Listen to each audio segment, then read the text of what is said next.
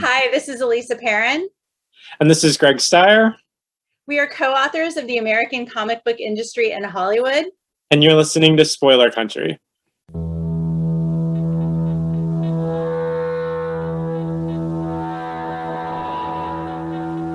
In a world of podcasts, one rises in the night to destroy them all.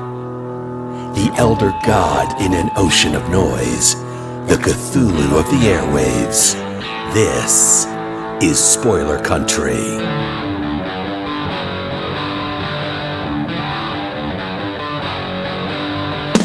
Hello, listeners of Spoiler Country.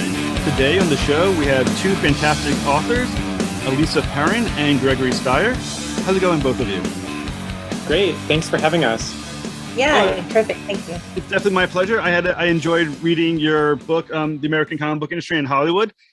And I was wondering, how did and when did you guys both fall in love with comic books? Wow. I'll answer that first. I got into comic books in the 90s when I was in middle school.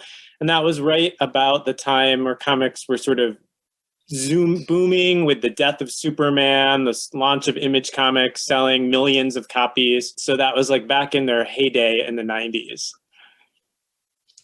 My entry into comic books was much more recent, and it was a function of starting to date a comic book artist, Cully Hamner, in the mid-2000s and learning about the medium and the industry through him and having him tell me what I needed to read. Well, that's fantastic. Cully Hamner's actually a fan of the show. I mean, he's been on the program. So yeah, he's mentioned that. He's a great guy. So, Dr. Perren, because you do have your PhD. You earned your bachelor's in English at the University of California, and you also earned your PhD in radio, TV, and film at the University of Texas at Austin. What inspired your career path, and what does a degree in radio, TV, and film entail? Oh, goodness. So, yeah, I did my undergrad at UCLA in Los Angeles, and I grew up in Southern California with a family of movie buffs. And so was always immersed and interested in the industry. It started out being film, but then sort of expanded when I went to grad school at UT Austin in the mid-90s. And what a degree in radio, TV, film encompasses for me, it was basically studying about the history, the industry, learning how to analyze sort of form, style, ideology, things like that. And our students in the program, because I ended up later being hired here, ended up being a blend of wanting to make media and wanting to study media, or some combination thereof. That must be interesting to be the teacher at the place in which you were a student. I actually did that when I was a student teacher and taught at the school I went to high school in. What was it like for you to have to be the student where you teacher where you previously were a student, professor? That's a good question. So I guess the distinction for me was I got my PhD in the mid-2000s, and then I worked at a couple of other universities.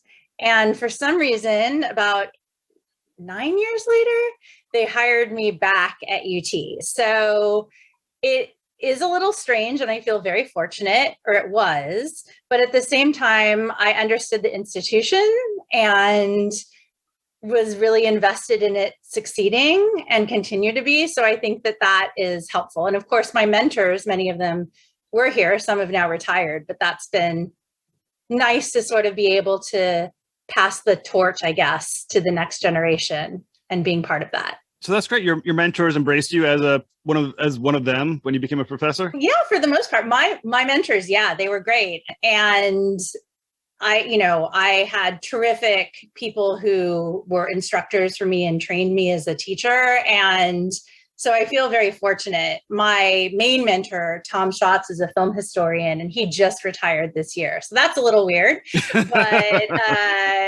it's fun when you get to be supervising your own students and they watch you and kind of laugh or are bemused or what have you. Yeah. Well, I'll say when I student taught at the high school in which I graduated, some of the teachers who taught me were still there. And they looked at me like, oh my God, what are you doing here? Like, Jesus, you shouldn't be a teacher. But either way, it happened. So yeah. I mean, I think when you're a grad student, you feel like you're so young and you'll forever relate. And just today, I taught my first class and I was telling my students my favorite shows, and they all said, "Oh my gosh, my mom loves that." And so I officially have passed that transom, I guess. I don't know. What about you, Greg? So, Dr. Steirer, I read that you earned your PhD in philosophy, media studies, and cinema and English at the University of Pennsylvania. Yeah, it was actually in English, and they had like a certificate you could get in film studies because at the time there was no, I think there still isn't a PhD program in cinema studies at Penn. So interestingly, I mostly studied philosophy and like classics of literature. And when I graduated, I was like, forget this. I want to learn about the industry. So I studied instead like the economics of filmmaking and comic book authorship and video games. And then eventually wound up back. I teach at Dickinson College, which is a small liberal arts college, and I teach in the English department, but I'm the person that does the film and media classes. So how is it that what you learned in philosophy, does that at all help you? Can you apply to what you're doing right now in English and cinema? Do they correlate at all? I would say not in any obvious way, but Okay. I do think that there is a kind of, when you study philosophy, it teaches you to think in a certain kind of rigorous, logical way. So I do think that I bring some of that into how I write and think. I don't know, but that's, I think so. But otherwise, no, there's no real obvious connection, I don't think. No, but I do like that because I always teach with my students when I teach my classes that everything that you learn does work to be integrated in everything else that you learn because in some fashion, some way, whether or not you're aware of it or not. I really do like the idea that you said not obvious on philosophy, but it probably does help in a way that may not be immediately obvious. Yeah, and I think I might also say, and maybe Alisa agrees, that having studied English, comic books are a weird kind of medium. So they're a print medium, but we often think about them in terms of non-print media like television, film, and video games, toys, all the different things they get turned into. So I do think having some training in English is actually very useful for thinking about and studying comics. So, well, speaking of which, so you both wrote your new book is called The American Comic Book Industry in Hollywood. So what inspired this creation and how did you guys come to work on it together? Were you guys just friends beforehand? Was it through the research that you guys kind of bumped into each other? Well, I guess we both have our own versions of this, but Greg, you can tell me if it aligns. I had been thinking about doing this project. I just finished my first book and I was looking for something where I could talk about something that hadn't been written about much, that I had access to. And I was really interested in what workers did and sort of the industry structure. And I knew Greg had been doing things related, but not the same. And also that he had a really deep, rich knowledge as a comics book fan and other ways. And so I reached out to him at a conference. He can tell how long ago it was. It was a while ago, but it took a lot longer than I think we either of us expected, but in some ways, and we can maybe talk about this later, I think we benefited from it taking a little longer in terms of the timing for it coming out.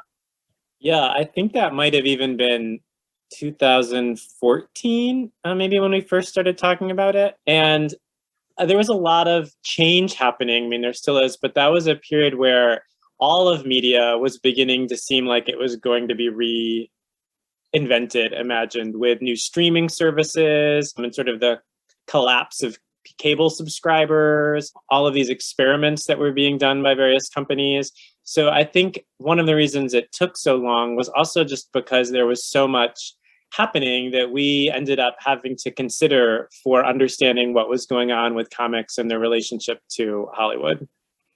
Now, do you guys write it together, or is there very specific responsibilities that you guys both have in producing this book? Did one handle more concentrated on one issue, the one concentrated on another, research, writing?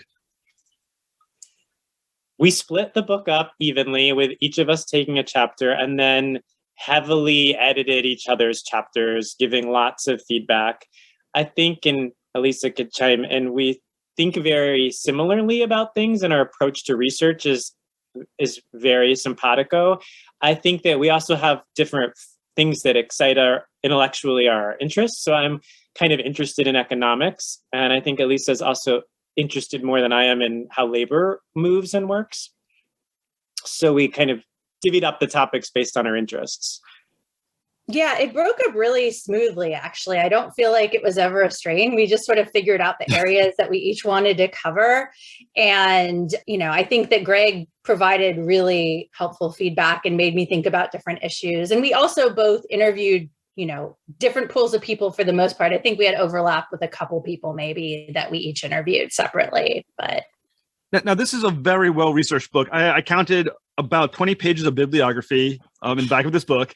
How long did it take to research this work, and was it difficult to get the information that was necessary for it? Yeah, I was.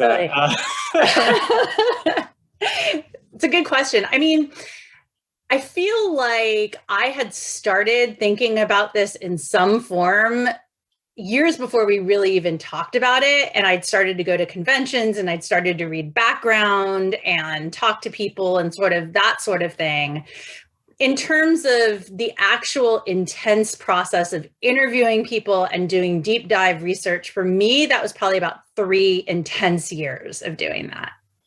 And I would say the same, but I think both of us drew a lot on knowledge we developed previously for both scholarship and in our life. My family, when I was in high school, owned a comic book store. So I had a kind of basic knowledge of how distribution worked, for instance, that just came from having helped run that store. So drawing on that information, I guess you could say I started researching when I was in high school. So all of that, I think, came into play. And it meant that both me and Alisa could point to scholarship that ended up in that big bibliography that we may not have read for this book, but were familiar with and knew that it was informing the way we were thinking and what we had to say about the industries. Now, one thing I really did like about, well, there's many things I liked about. One thing I did like though about the book that you wrote is that a lot of some of the discussion, at least quite a bit of the chapters, are written about comic books and comic book writers and artists being accepted by Hollywood as a legitimate art form. Now, one thing I was thinking about as I was reading that was I kind of felt that, or I'd like to have your opinion on it, is the acceptance of Hollywood of comic books partly due to academics suddenly respecting and acknowledging how legitimate comic books are as an art form? And where do you think the role of academics is in helping comic books become more accepted? Greg is probably more immersed in comic studies scholarship than I am, but I think that it's on the fringes, but I wouldn't necessarily see it as that crucial ultimately. Greg, I don't know what you would say. I would agree. I think that unfortunately academics don't have all that much influence, at least film and media academics, in anything.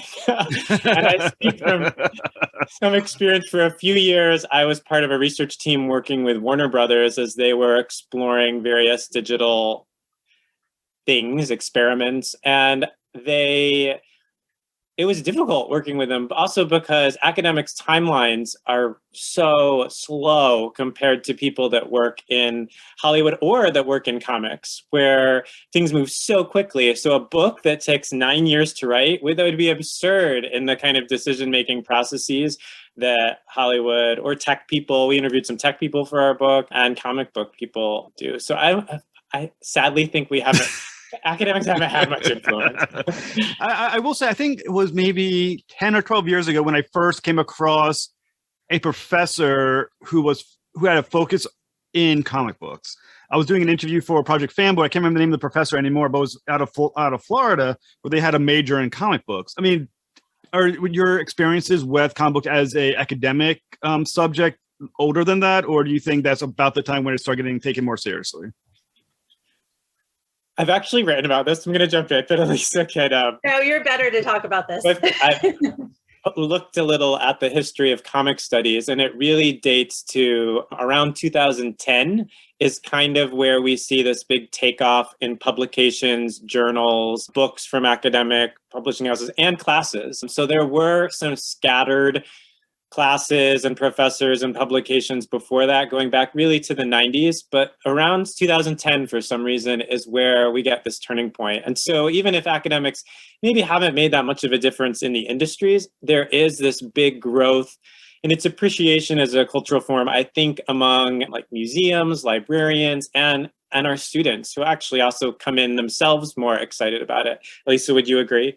Oh, definitely. I certainly think there's a lot more enthusiasm post MCU, generally speaking. And the entry points, of course, being through film and TV a lot, I think, for students. All right, so my experience wasn't that much different than apparently reality. That's kind of nice to hear once in a while.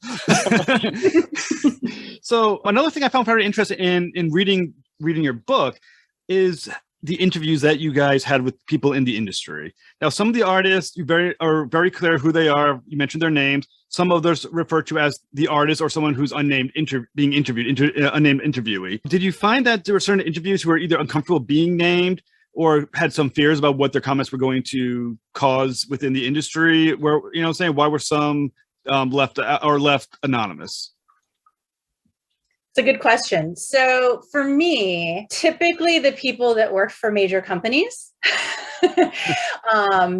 would either give information on background or they didn't want, the bigger the company, oftentimes the more the anxiety. So the executive types in particular were very reticent to go on the record. And oftentimes artists and writers, I think creative people generally would be more open to it, but it didn't necessarily always matter in terms of what we were saying for the larger story. So sometimes I think oftentimes our identifications of people were dependent on if their personal identity mattered for the story we felt we wanted to tell, or if it was more about a sort of larger example that we were trying to provide.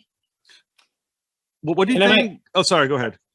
I just was going to say, I might add that for comic book creators, they work on contract, most of them. So there also is a desire not to offend potential employers, even if they don't have. Some of them even may have signed non-disclosure agreements, which prevent them from legally going on they're not even supposed to go off the record, but talking about things.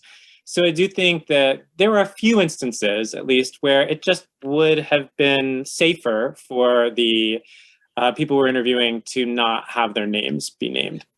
So do you think this is primarily because during the discussions of business, how they were getting paid? Do you think it was more about how companies are functioning at the administrative levels? Absolutely. Both of those, yeah. I mean, certainly what I found fascinating was there were certain executives that I talked to that even if they knew that I wouldn't identify them, were very careful because they wanted to be, and creatives too. But when you got to talking about their history and their trajectory and their personal experiences, they'd often open up. And that was sort of what opened the door for a lot of the discussion about like the cultural experiences and the cultural status and the sort of larger positioning that comes in that first chapter of the history.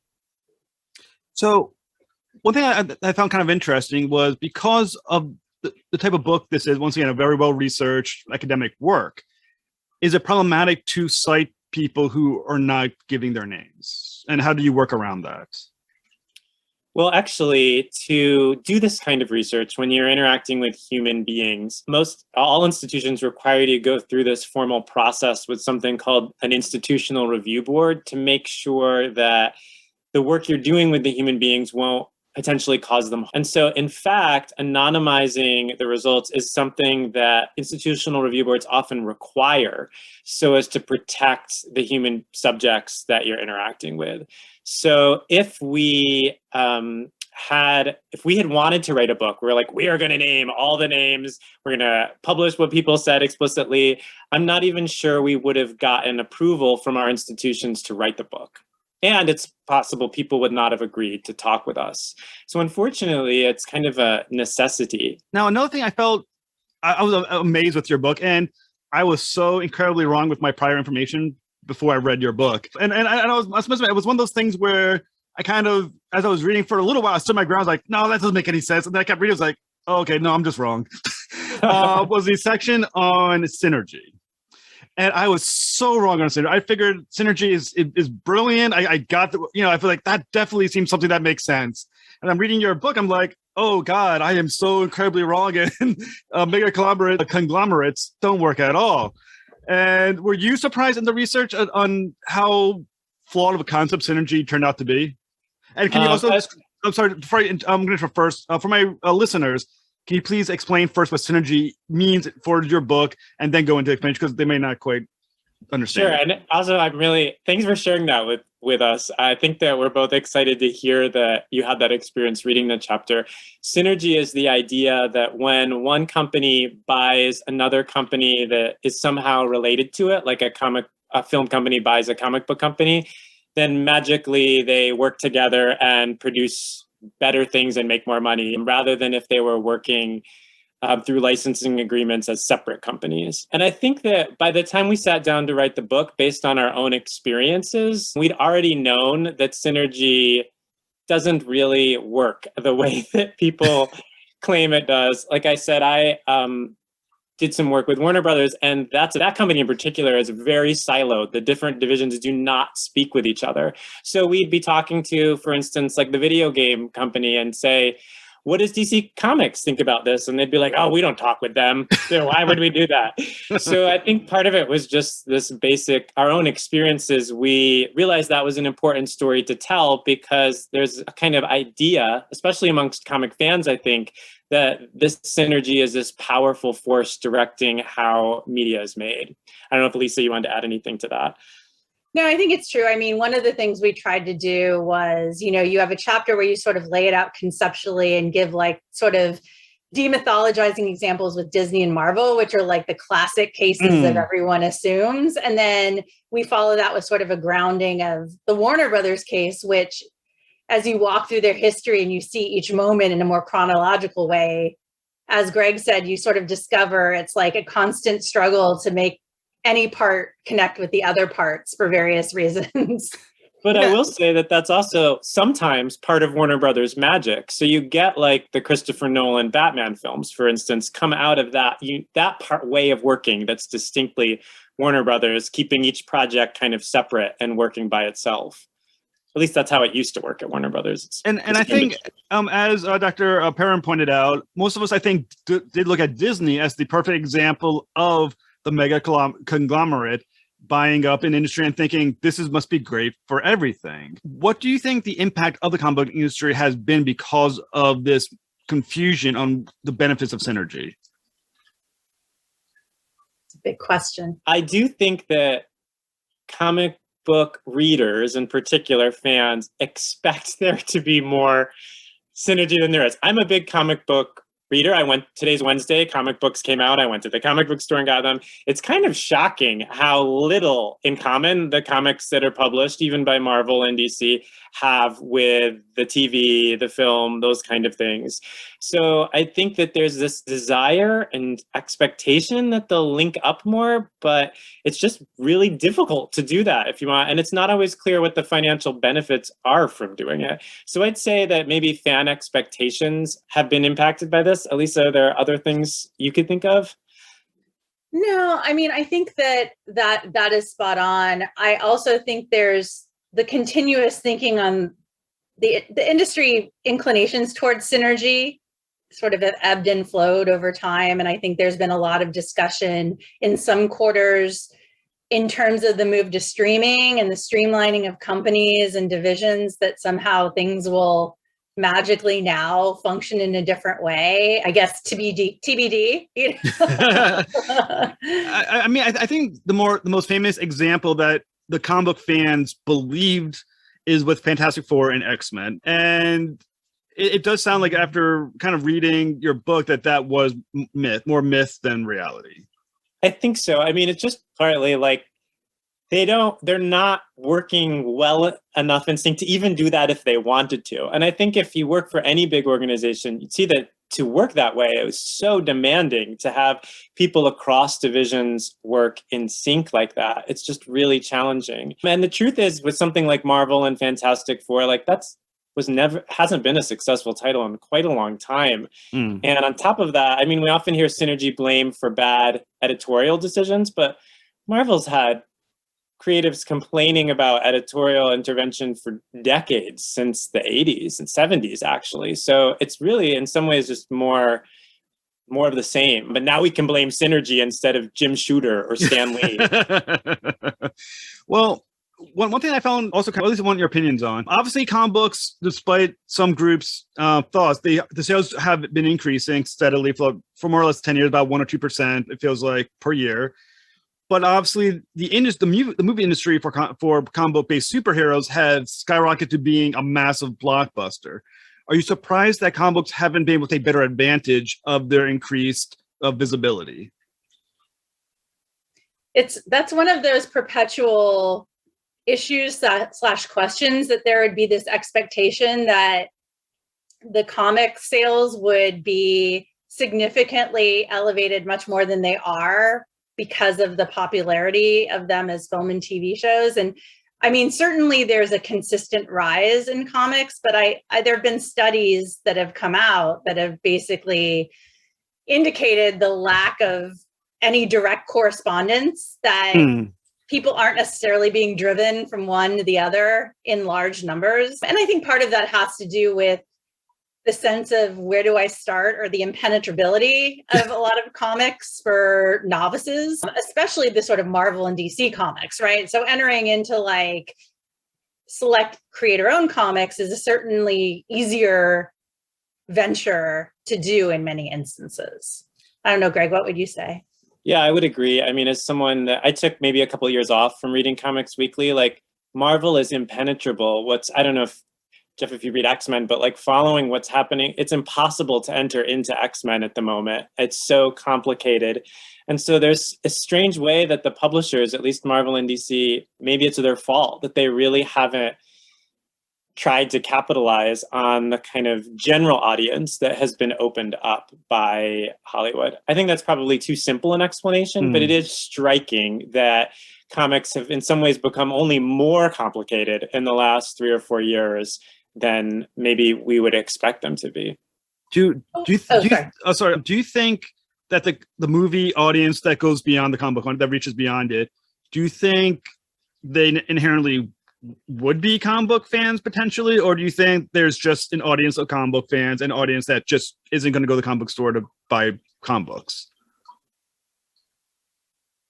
I mean, that's a tough one. I don't know that, I would have to do more studies personally and be in that realm to be able to say with confidence. But I do think that there's certainly a recognition from the people I've talked to in the comics industry that they cannot continue to rely on the same group of readers that have been their core base. And they have to find, it's an aging demographic group that is very specific, and that is not sustainable in the long term. And so certainly there are massive efforts, especially to go for the YA readership, and with programming or movies that cater to them. I don't know. I mean, I'd love to see data on the correlation between that, but I certainly think that young women in particular are a huge entry point within or across different forms, but I don't know how they connect per se.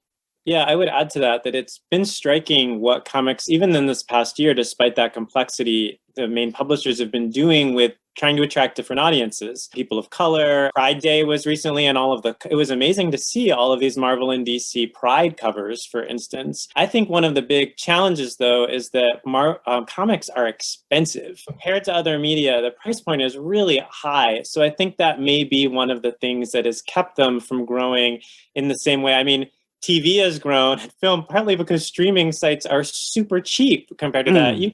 Sometimes you can't even buy one comic book for the cost of Hulu membership with ads, for instance. So it's kind of amazing how expensive comics are compared to other media.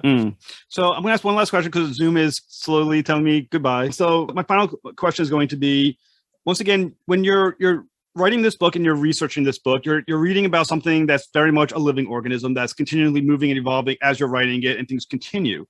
At what point did you feel that this moment in time now is the time to stop the book and get ready for release?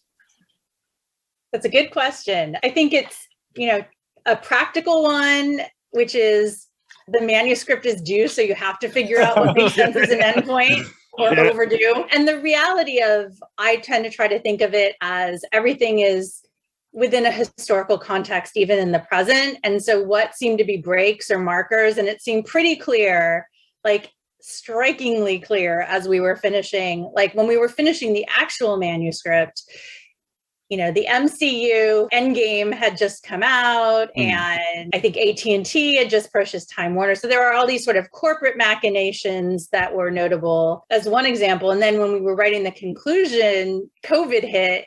And so that seemed like a particularly apt moment, not to mention the streaming wars sort of really kicking off with Disney Plus and that sort of thing. So it made sense. I mean, I think that there is, as you said, an ongoing story that can be told. But in some ways, I think that we're fortunate that there is a clear break where others can come in, or maybe we'll come in later and update or reframe in a new light. Greg, what would you say? Yeah, I'd say I echo exactly what you said. I mean, just since COVID, there's also been changes in how distribution works in comics. So I think COVID has changed the way media seems to be working, and I don't think it's going to go backwards. So I think, like Alisa said, it turned out to be I don't like to use the word fortuitous when anything involving COVID, but it did seem a logical stopping point. So possibly there'll be a volume 2 covering the recent changes in the industry, such as distribution and whatnot, maybe in the future? I'm going to say I would like to see one, and I think so, but I don't want to speak for Alisa. I think that there was a lot for me, and I think for Greg, though, that we wanted to cover that we couldn't because we hit our page limit, right? And we covered the main things that we felt were relevant to what we researched, but also just what's happening and continuing to happen, of course. So maybe stay tuned. Well, I want to thank you guys both for talking with me. It was a great pleasure. I felt your book was absolutely fascinating, and I was glad to get more information from you guys just now in the interview. So thank you so much. Thank you so much, and thanks for having us on and talking with us. Yeah, thanks for such thoughtful questions and attentiveness to our writing. It was definitely my pleasure. I was glad to do a deep dive into that book. So thank you so much, guys. Thanks. Have a good night. Have a good one. Too. Bye. Spaghetti! And we're back. That's right. We are back. Back in the saddle again. Well, I hope you guys really, really enjoyed that as much as we did making it for you. And if you like what you heard and you want to hear more, you got to go check out spoilerverse.com, because at spoilerverse.com, we have a plethora amazing directors and artists of all walks of life, and editors and writers, and oh my God, are you a lover of comic books like we are? Then there's so many amazing people from the comic book world over at spoilerverse.com, and I highly implore you to go there and check it out. Yeah, and while you're there, you can check out all the other podcasts on our network, like Bridget and the Geekdoms, and Funny Book Forensics, and Haphazard Adventures, and Nerds from the Crypt, and so many more. Misery We put out Point episodes Radio. all the time. Go check all of them out, and check out all of the reviews and previews and articles we have going up every single day for you, every day on spoilerverse.com for you to check out and to read and to love and to like and to comment. We have a store link. You want to help support the site? You can do it two ways. One, go to our Patreon, which is patreon.com/spoilercountry, or go to our store link in the middle of the site there and get a t-shirt, a face mask, a hoodie, something, look fly as hell, and help support the site when you do that, because we get $1 or $2. And, maybe you want to talk to us. If you do, you can do it obviously on all the socials, but if you go to scpod.us/Discord, you can join our public Discord server and come chat with us all day long. I couldn't say it better myself, dude. There you go. You just mouthed out a ton of information at once, and really, I hope you guys enjoy what you're hearing, because we're working our butts off to bring it to you. We are. I guess there's only one left thing. Yeah, I'm gonna go with it. There's only one left thing left to do. What's that? In an oceans of podcasts, We are Cthulhu. as Cthulhu compels you to Spaghetti. Open the mind. and read more. Spaghetti. Do you listen to podcasts that sound like this? Hey, welcome back to the Super OK Podcast, where our audio sounds mediocre. Or do you prefer podcasts that sound more like this? Crisp, clear, fun, easy to listen to, and full of awesomeness? Well, then you should check out Spoiler Country, hosted exclusively over at spoilerverse.com.